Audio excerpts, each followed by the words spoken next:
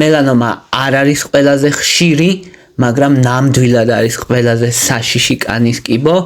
მელანომას შეუძლია გავრცელდეს კანიდან სხვა ორგანოებში, მაგალითად ღვიძლში, ძვლებში, ფილტვებში, ტვინში და მაგ დროს ძალიან ძნელი სამკურნალოა, მეტასტაზები ქვია ამას, ამიტომ მელანომის აღმოჩენას ძალიან დიდი მნიშვნელობა აქვს, რაც შეიძლება დროულად, რადგან პროგნოზი თუ ადრე აღმოაჩენ და თუ გვიან აღმოაჩენ, მათ შორის არის ცადა დედამიწასავით და ფასი არის სიცოცხლე. ამიტომ რაც მალე აღმოაჩენ მელანომას, მით უკეთესი, ამიტომ ვისაუბრებთ მელანომაზე. მელანომა არის კანის კიბო, რომელიც მელანოციტებისგან წარმოიქმნება. მელანოციტები არის უჯრედები, რომლებიც ასინთეზირებენ აი ჩვენს კანს მუქ შეფერილობას, რაც აძლევს მაგ პიგმენტს, რომელსაც მელანინი ქვია. მელანომის მთავარი მიზეზი არის ულტრაიისფერი გამოსხივება. ულტრაიისფერი გამოსხივების ძირითადი წყარო არის მზე, ანუ მზეზე ყოფნა იწვევს მელანომას. 50 ადამიანში ერთს ემართება მელანომა, რაც ნიშნავს, რომ არ არის იშვიათი.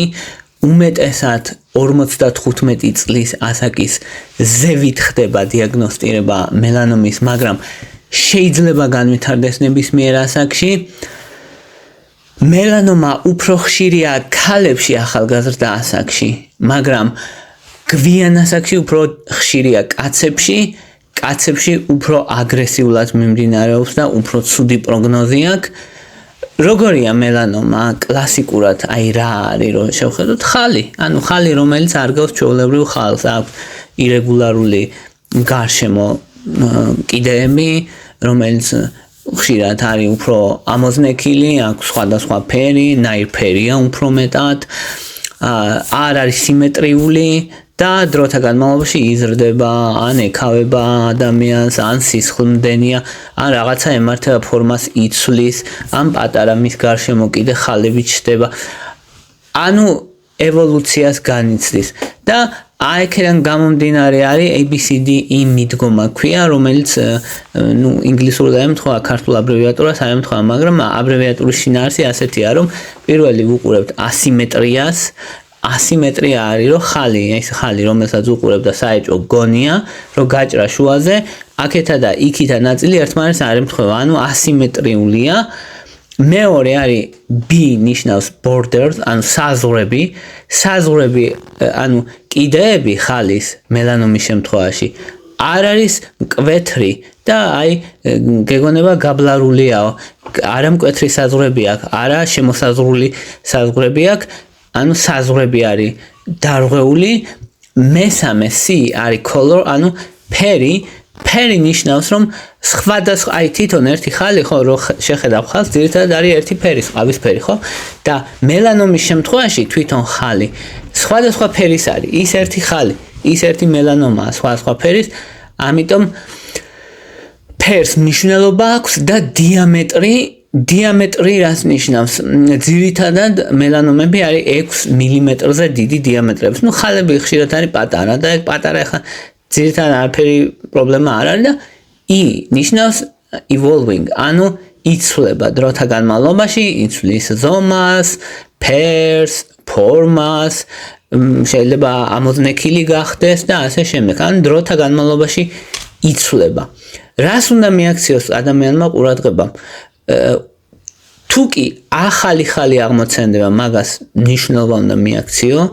ახალი თუ ჩდება, რომელიც შეიძლება სწრაფად იზრდება, ამ ფორმას იცვლის, ამ ფერს იცვლის, ან უკვე არსებული ხალი თუ დაიწყებს ზრდას, ან ფერის შეცვლას, ან რაღაცა მნიშვნელოვან ცვლილებებს თუ დაიწყებს, სისხლდენაა მნიშვნელოვანი, თუ ეკავება ადამიანს, ეგაა მნიშვნელოვანი, თუ კი აი დაუწყლულდა ხალი და არ რჩება, ესეც მნიშვნელოვანია და ugly duckling moles ეძახიან.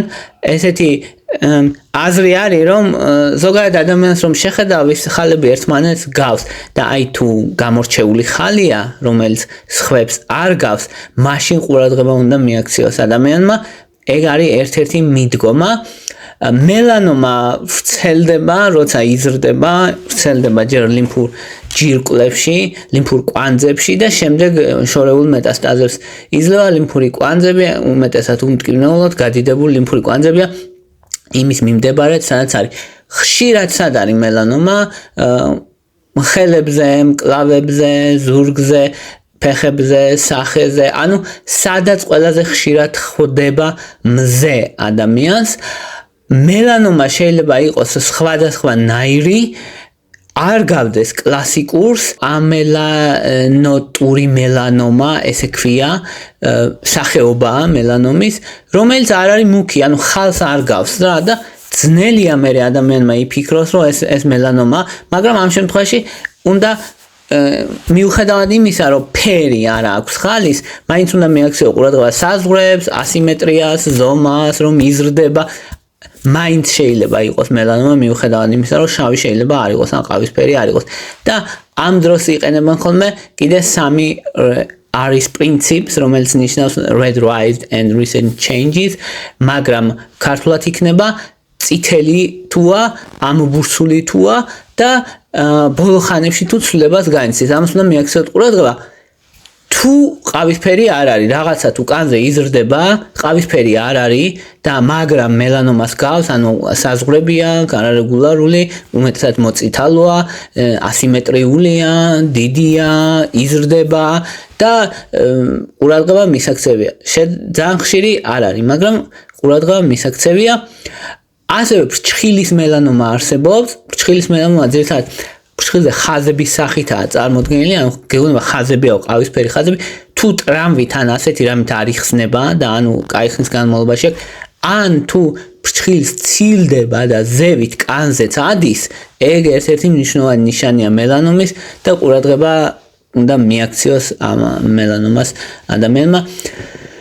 თვალის მელანომა არსებობს კიდე, თვალში ვითარდება უმეტესად აი ვისაც ცისფერიან მომწვანო თვალები აქვს, იშვიათია, მაგრამ მაინც და აი ამ ფერად გარსე, ანუ თვალს ფერს რაც ანიჭებს, აი მაგას რომ შეხედო, მან ფერა დაინახა ადამიანი რომ არის მოშავო რაც იზრდება, ან ზოგი ადამიანი ამასრუგ თვალში რაღაც მეფარება, მებინდება დადის, თუმცა ეგეც ძალიან ხშირი არ არის და ლორწოვანი გარსის მელანომაც არსებობს, ლორწოვანი მაგალითად პირის ღრუში, საშოში შეიძლება, ან ანუსში შეიძლება იყოს მელანომა.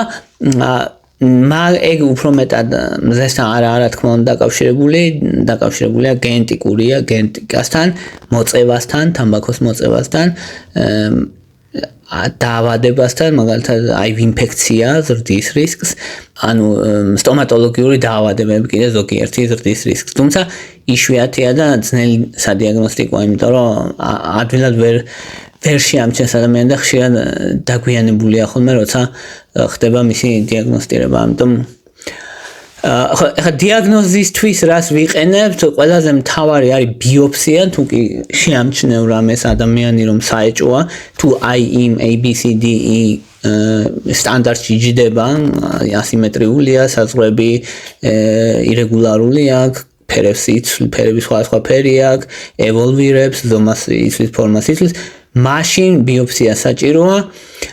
ბიოფსია არის დიაგნოზისთვის აუცილებელი. გენეტიკას აქვს მნიშვნელობა, რა თქმა უნდა. ადამიანებს, რომელსაც ღია ფერის კანი აქვთ, უფრო მეტად ემართებათ მელანომა, ადამიანები, რომლებიც მზეზე ხშირად არიან, მეტად ემართებათ მელანომა, ადამიანებს, რომლებსაც ბევრი ხალები აქვთ, უფრო მეტად ემართებათ მელანომა და რაც უფრო ღია ფერის კანი აქვთ, უფრო მეტად ემართებათ მელანომა. ასევე ადამიანები, რომლებიც დიდ დროს ატარებენ მზეზე, ასევე ბავშვობაში, რომელსაც კანი დაეწვათ ისე, რომ ბლისტერები განუვითარდათ, ეგეც წინარე რისკ ფაქტორია მელანომის. მელანომა შეიძლება გავდეს სხვა რაღაცეებსაც, მაგალითად შეიძლება ხალს გავდეს ჩვეულებრივს და გარჩევა შეიძლება იმით, რომ ანუ ხალები ხშირად უფრო პატარა, არ იზრდება, რაც არის ის არის,